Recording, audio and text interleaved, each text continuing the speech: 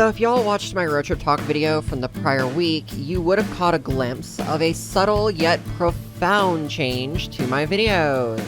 In particular, the Crew 2 is now an option for recording purposes for me on both the Xbox One X and the PC. It is about freaking time because, well, the Crew 2 on the Xbox One X is now absolutely broken. So not only was I having visual glitches galore that I've complained about nonstop for months on end, I also encountered a new problem, where for some reason when I go to record, there is a non-zero chance that the footage will not only corrupt itself, it will also corrupt the entire game DVR application on my Xbox One X. And when this happens, it requires a full partition reset. So, because Steam was offering the Crew 2 for 80% off, I decided I'd pick it up. And in doing so, I discovered that PC gaming is absolutely terrible, and I don't understand why y'all as gamers put yourself through this bullshit on the regular. Allow me to explain. So I purchased the game, and it took about an hour to install, because it's a 60 gigabyte game roughly, after all. But while on the Xbox One X, this is where I would just click on the game and start playing, that is not the case on PC. The next step was to install the needed DirectX libraries. The next step after that was to install the Ubisoft launcher. The next step after that was to install anti-cheat. And the next step after that was to verify the license key that Steam no longer gives you when you purchase a game on their platform. I was legitimately locked out of the Crew 2 for over 20 minutes because my Ubisoft account and Steam account have different email addresses. For some reason, they would not crosstalk, and while I could have fixed this easily by typing in the product key manually, that is no longer an option on many Steam games. The key is literally not listed on the right-click menu, nor was it on my receipt in my email inbox. It was only by completely restarting Steam that the Ubisoft launcher finally started to play nice with it, and I was able to link both email addresses together. And even after all that was said and done, well, the icing on the cake is the Crew 2 lacks cross-save. Motorfest is new enough to have it, but the Crew 2 never shipped with it. So this meant going through all the tutorials again for all 4 disciplines and unlocking the bare minimum of vehicles to compete in the events that I needed to compete in. Now, that being said, I was able to cheese the hell out of this once I hit Star Rank and unlocked the week's live summit. I poured my cash into the required summit vehicle, I believe it was a Mustang or something this week, and then this happened. This is gonna be really stupid, isn't it? Past the checkpoint they go. Close to finishing. Who will leave their Yeah, mark? shut up, Robert. Just give me the win. Okay, 400,000. Let me see the damage. Big money, no whammy.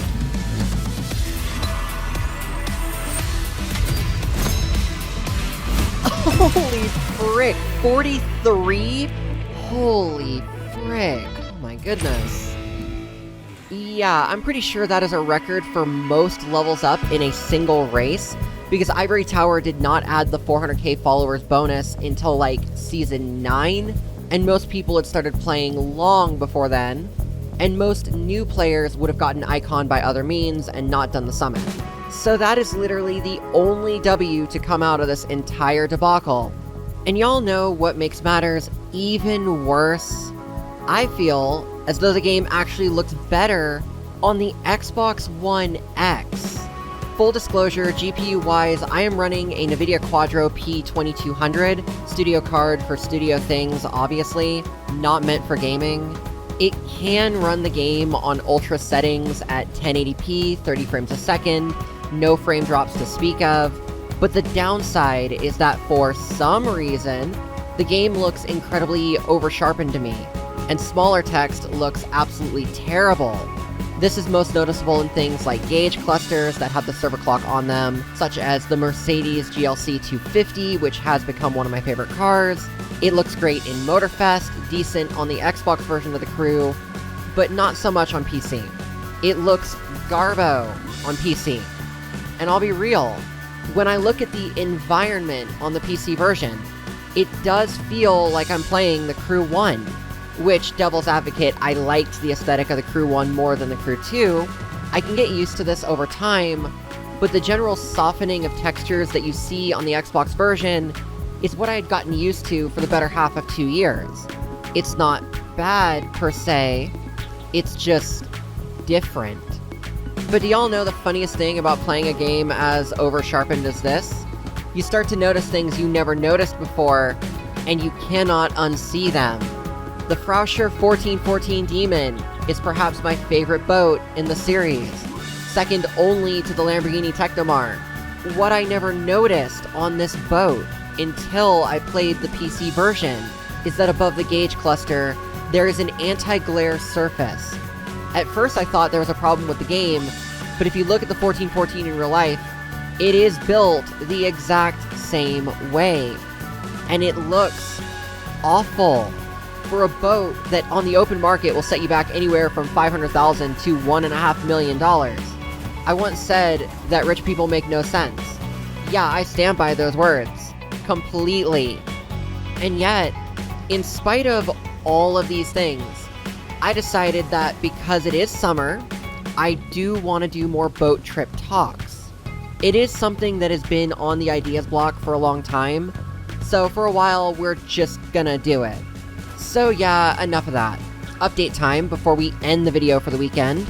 Editing work has obviously been continuing on Need for Speed Rivals videos. With Q3 done, I had been working on Q4s for the past week or two. I actually got all of October's done, which is good, though recaps still need to be made. If you think I'm crazy for making videos 4 months in advance, understand this is my insurance against shit hitting the fan. As y'all know, summer is wildfire season. I already brought up wildfires in the prior week, so in the event that the power goes out for an extended period, or worse yet, if I'm evacuated from my home, at least I can be sure those videos will go up. That said, I do need to take a pause on the November ones now because I have more pressing matters to deal with. Audio recordings that I need to get done, which are unrelated to the channel, as well as some IRL paperwork stuff for hopefully getting on disability because, well, I'll talk about that very soon, if not already before this video goes out. Gosh, I am all over the place. And the last thing that I need to bring up today is that some of y'all might have noticed a few videos disappearing here and there. I have made the decision that I'm going to clean up my channel a bit.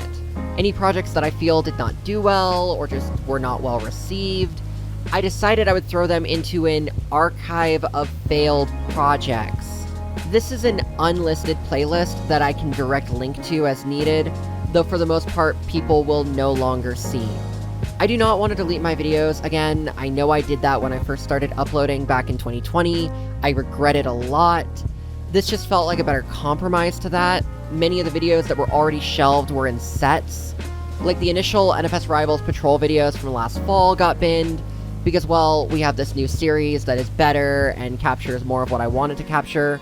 And Burnout Paradise also got binned because, well, I might consider bringing that one back. You'll just have to wait and see, like always.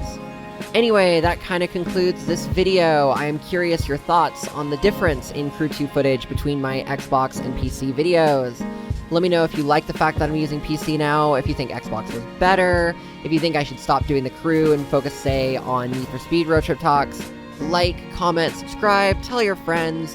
Thank you so much for watching, and I will see y'all in the next video.